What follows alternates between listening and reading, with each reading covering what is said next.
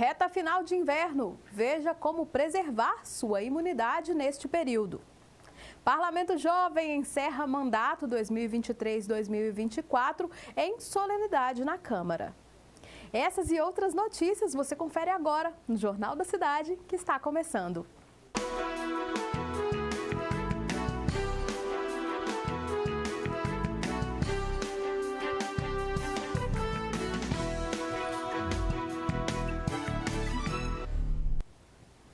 Olá, seja muito bem-vindo, muito bem-vinda. Este é o Jornal da Cidade, que faz um resumo das principais notícias que envolvem o Poder Legislativo e o município. E você, construa conosco este noticiário. Envie sugestões de pauta, interaja por meio das nossas redes sociais. Teve fim nesta quarta-feira o mandato 2023-2024 do Parlamento Jovem. A legislatura emplacou 5 projetos que se tornaram lei. Os vereadores jovens da legislatura 2023-2024 se despediram de suas atividades na última quarta-feira. Na ocasião, os parlamentares homenagearam personagens que contribuíram para a iniciação política enquanto estiveram na Câmara e foram homenageados pela Casa. Não foi fácil, não foi nada fácil, mas bem sabemos que valeu muito. Valeu todo o esforço de cada uma de vocês, cada um de vocês. A juventude está no desejo de aprender e renovar. É sentir verdadeiramente participante. 5 leis foram aprovadas pelos parlamentares deste mandato. Lei 9.698 de 2023, que institui o Dia do Intercambista em Sete Lagoas, sugerida pela parlamentar Ana Luísa. Lei 9.770, que institui o Dia do Escritor, de autoria de Isabelle Kathleen. Lei 9.788 de 2024, que institui a Semana Municipal da Cultura, e a Lei 9.802, também de 2024, que reconhece como de relevante interesse para o patrimônio cultural e imaterial o Coral Dom Silvério, ambas de autoria do Bernardo Martins. E a Lei 9.723, de 2023, que institui o Dia Municipal da Conscientização ao Descarte Correto do Lixo Eletrônico, de autoria de Giovana Prates. Fazer parte do Parlamento Jovem foi uma experiência que mudou minha vida. Existe uma Giovana antes e depois do Parlamento. Aprimorou meu senso crítico, a maneira como a gente exerce a empatia. É importante a gente perceber que não existe só agente de cidadão numa cidade. Existe toda a população e se você tem a oportunidade de fazer algo para ajudar e você pode fazer, faça. O evento contou com a participação de familiares dos jovens e representantes das escolas.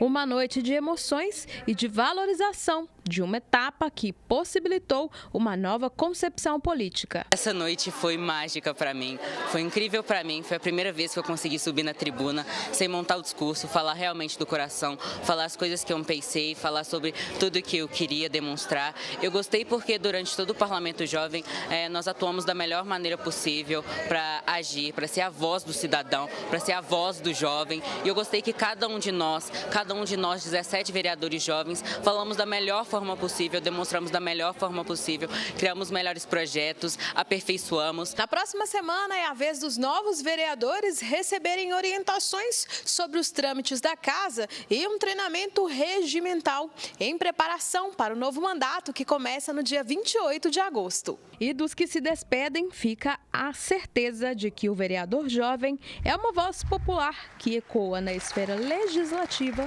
do poder. Bacana, né? Muito sucesso a todos eles.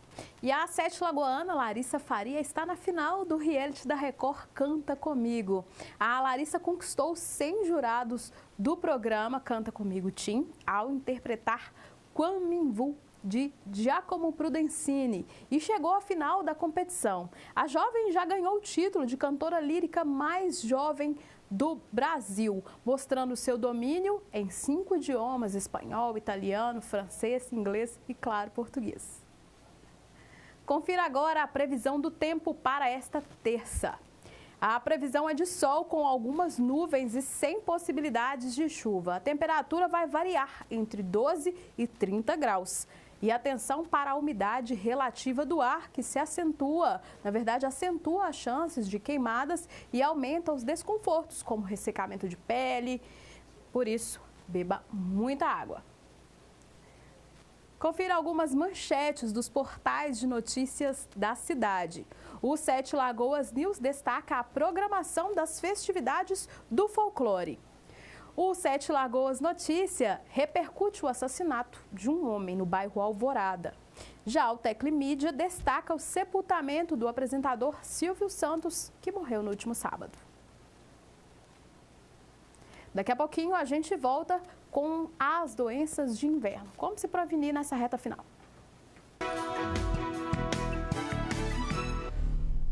O inverno já está entrando na reta final, mas ainda é possível sentir algumas consequências desse tempinho frio, né? Veja como melhorar a imunidade e evitar incômodos e problemas de saúde neste período.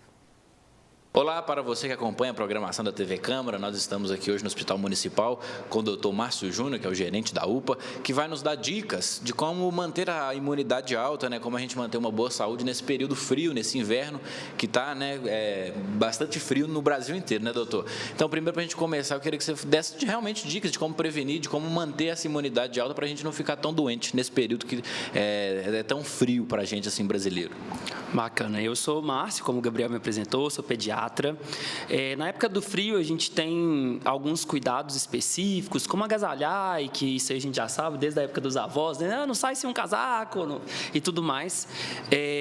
Mas o principal é ter o cuidado de sempre, manter uma alimentação adequada, ingerindo frutas variadas, verduras, uma alimentação saudável para garantir uma imunidade.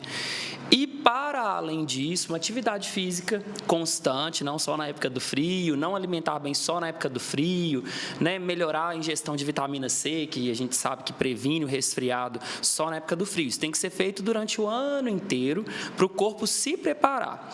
Uma outra questão é a hidratação, que a gente sabe que o tempo frio ele vem juntamente com uma baixa umidade do ar, o ar fica bastante seco. Então, ingerir aí para os adultos pelo menos 2 litros de água por dia e para as crianças ingerir bastante líquido, suco que gostar, um chazinho, evitando industrializados. Exatamente, e esse inverno ele vem justamente nisso que você falou, né, doutor? É uma troca, assim, uma queda de temperatura muito, muito forte. A gente sai de 30 e poucos graus para 20, para até menos que 20 às vezes, né? Então, o corpo ele reage, né, quando tem essa troca assim, muito baixa da temperatura. Exatamente. Então, como a gente está com a baixa umidade do ar e essa variação importante da temperatura, então, por volta de meio-dia, a gente tem o pico de temperatura atingindo 28, 29 graus, e no período da noite, após as 5 horas da tarde, que é o horário que o sol se põe, a temperatura abaixa bruscamente.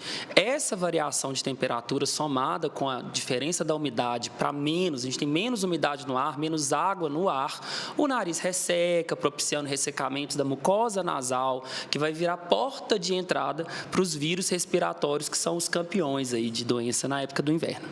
E além né, desse problema que a gente tem no nariz, quais outras assim, doenças, quais outras questões que chegam para vocês lá no hospital ou na UPA? Como é que vocês lidam com, qual doença vocês mais lidam lá? No inverno, né, principalmente na faixa etária das crianças, questões respiratórias, pneumonia, resfriados, gripes mais intensas, sinusites, rinites, justamente por causa da aglomeração. Então, na época do frio, a gente tem a tendência a ficar em locais fechados, mais juntinho, o contato físico se aproxima mais, diferente da época do calor, que abre as janelas, atividades físicas são externas, é no pátio, é no quintal, e no frio não. No frio, a nossa tendência é ficar em lugares fechados e aglomerados. Então, propicia a propagação de vírus. E para os adultos, algumas doenças vasculares que ele já tem, ou seja, ele já tem aquela doença, no inverno ela piora. Artrites, que às vezes o paciente já tem, no inverno também piora. Então, os cuidados desses pacientes que já têm alguma doença que a gente chama de doença de base, ele já tem aquela doença antes do frio chegar, ele fazer uma revisão com o médico que já acompanha antes do frio chegar, ajustar as medicações e os cuidados a depender de cada doença aí. É isso aí, todos os cuidados com o Dr. Márcio, que nos passou dicas valiosíssimas aqui para a gente, né, manter nossa saúde alta, nossa imunidade alta e passar esse inverno que vai até o final de setembro, né, passar bem, né, a gente não precisar tomar nenhum remédio nem ir ao hospital, né, Dr. Márcio? Exatamente. É isso aí, voltamos com você no estúdio. A tradução do reinado de Congo e Moçambique em Minas Gerais será tema de uma oficina gratuita realizada pelo Ateliê Cultural Bantucatu. A vivência percussiva, tambores de reinado, musicalidade e memória será ministrada pelos mestres de cultura popular Bruno Geraldo Pereira Batista, mestre Bruno Batista, e por Carlos Warley Vieira de Castro, o mestre Saúva. E acontecerá em 3 sábados, inclusive no dia 17. A oficina vai ocorrer no futuro Memorial Cecília Preta, antiga residência da Rainha Conga, que é preservado pelo seu filho, o artista Gustavo Gomes. A vivência vai abordar a teoria sobre a tradição popular e também uma parte prática com instrumentos de percussão. Estão disponíveis vagas para quem já tem o seu instrumento, tambores, alfaias ou que queira aprender a parte teórica. Os interessados podem se inscrever através de formulário presente nas redes sociais. As vagas para utilizar os instrumentos disponibilizados pelo Bantucatu foram preenchidas logo após o anúncio do curso. Então, reforçando, dias 17, 24 e 31 de agosto, nos horários entre 8h30 às 10h30 da manhã, no Memorial Cecília Preta, que fica no bairro de Fátima. Para mais informações, basta acessar o Instagram, @bantu-catu com K, ou entrar em contato pelo WhatsApp no 31 999 37 40 50. No próximo bloco, a equipe de handball feminina bate um papo com a nossa equipe. Não perca. Uma equipe de handball feminino daqui de Sete Lagoas bateu um papo com o repórter Gabriel Borges e você confere agora os detalhes dessa conversa. Olá para você que acompanha a programação da TV Câmara. Nós estamos em mais um episódio de esporte nas Olimpíadas. Infelizmente as Olimpíadas acabaram, mas a gente segue falando dos esportes que o Brasil representa, né, foi representado tão bem pelo Brasil. Hoje nós vamos falar do handball. Nós temos aqui a treinadora Daniele Martins e a jogadora Amanda Souza, que vai nos contar tudo dessas Olimpíadas e também trazer um cenário de Sete Lagoas de como está o esporte aqui na cidade. Primeiro eu vou conversar com a Daniele. Daniele, um prazer estar te recebendo aqui. Queria que você começasse falando para a gente como é que você viu o Brasil nessas Olimpíadas. A gente chegou nas quartas de final, infelizmente caímos, né, nas quartas de final. Mas assim, eu acho que eu pelo menos pelo que eu acompanhei, eu gostei muito da participação das meninas no handball. Começou muito bem, né, ganhou jogos importantes no começo, na fase de grupos. E ano passado foi ouro, né, no Pan-Americano. Então, assim, queria que você falasse o que você achou, o que você viu dessas meninas nessas Olimpíadas. Bom, então, é um prazer estar aqui com vocês, né? Obrigado pela oportunidade. Então, o Brasil, o handball feminino, ele vem tendo uma crescente, assim, boa, né? Desde os anos 2000, que vem aparecendo bastante o handball. Já foi medalhista, né, de prata em 2012, em 2013 foi campeã mundial, seleção feminina, né? E nessas Olimpíadas começou muito bem na fase de grupos, era um grupo forte, um grupo difícil, o grupo que o Brasil caiu, mas conseguiu classificar, vencendo a Angola. Foi um jogo difícil que a gente teve que fazer um jogo até diferente para conseguir conquistar aí a classificação para as quartas de finais. A gente perdeu para a atual campeã, que foi a Noruega. Né? Então, a Noruega venceu a nossa seleção aí. Foi um jogo difícil, é uma seleção que já vem ganhando vários títulos aí. A gente sabia que seria duro, mas as nossas meninas, elas fizeram um bom jogo, vamos dizer assim, né? E você, Amanda, tem algum ponto que você quer destacar nessas Olimpíadas? Primeiro, te agradecer também, Gabriel, por estar recebendo a gente aqui hoje. E, para mim, o clássico, a imagem, né, que o handball proporcionou é aquele clássico do espírito olímpico, que foi aquela cena onde a nossa pivô, Tamires, carrega a pivô do outro time. Então, parece que todo mundo ficou olhando, ninguém tomou uma atitude, ela foi ali jogo a jogo, mas o espírito olímpico, ele prevalece. Então, o esporte é isso, o handball é isso. E eu sou suspeita porque eu amo esse esporte. O handball, para mim, ele surge bem tardiamente, ao contrário da Daniele, né, que tem uma vida, uma base de handball. Joguei na escola, questão de educação física, mas eu conheço o handball, na verdade, quando eu me torno advogada. Então, existe hoje um campeonato que ele chama Jogos da Advocacia Mineira. Esse campeonato acontece anualmente, é organizado pela Caixa de Assistência dos Advogados, que é uma entidade vinculada ao AB, é o braço social da OAB. E, tornando advogado, conhecendo a Caixa de Assistência, eu fui nesse campeonato e o handball era uma das opções que a gente tinha. O vôlei já estava cheio, a verdade foi essa, e a gente foi para o handball. Uma vez que a gente foi, começou a jogar, começou a treinar, me apaixonei pelo handball. E aí comecei a dedicar. Nesse cenário a gente contrata a magrela, a gente começou a treinar, enfim. Então, assim, hoje para mim, o handball ele é um hobby, ele é uma válvula de escape. E até mais do que isso. Tem semana que eu não treino, que parece que a semana não flui, sabe? Então, por mais que eu não sou uma atleta que vivo do esporte, mas hoje, para mim, o handball, na minha semana, ele é tão importante quanto dormir, vou colocar assim. Bacana, bacana. Virou uma rotina, né? Eu comecei a treinar handball desde nova. Só que, por ser um esporte pouco valorizado, a gente teve algumas dificuldades. Eu comecei a treinar aqui em Sete Lagoas e depois eu passei a jogar por Contagem e Betim, né? Porque aqui não tinha tanto apoio ao esporte. Aí eu comecei a jogar lá, joguei vários campeonatos estaduais, fora do país também, fora do estado, desculpa, no Brasil, e já ganhei títulos importantes, como o Mineiro, joguei a Liga Nacional para uma equipe do Espírito Santo. Esse ano eu joguei o Mineiro e sou artilheira atualmente da competição. Então, sim, eu tive uma vida esportiva ativa, infelizmente com pouco apoio, minha vontade era ter saído para participar de mais competições profissionais, não foi possível, mas o esporte ele me trouxe coisas que eu não poderia imaginar que eu poderia ganhar. Se eu sou professora hoje em dia, se eu sou treinadora, foi através do esporte que me proporcionou isso. Então, eu tenho só que agradecer e passar adiante toda essa experiência que eu adquiri com o esporte. E aqui em Sete, a gente estava conversando antes, você falou que é treinadora, tem um time de base. Como é que você enxerga o esporte aqui na cidade? Você acha que essa nova geração vindo pode ser uma forma assim, de continuar praticando o esporte aqui? Como você vê? Estou trazendo para o esporte, tentando contribuir aí, né, para o esporte em Sete Lagoas, que às vezes a gente não vê tanto falar, não é tanto falar do handball aqui. E hoje a gente está tendo essa oportunidade de vir falar um pouco sobre.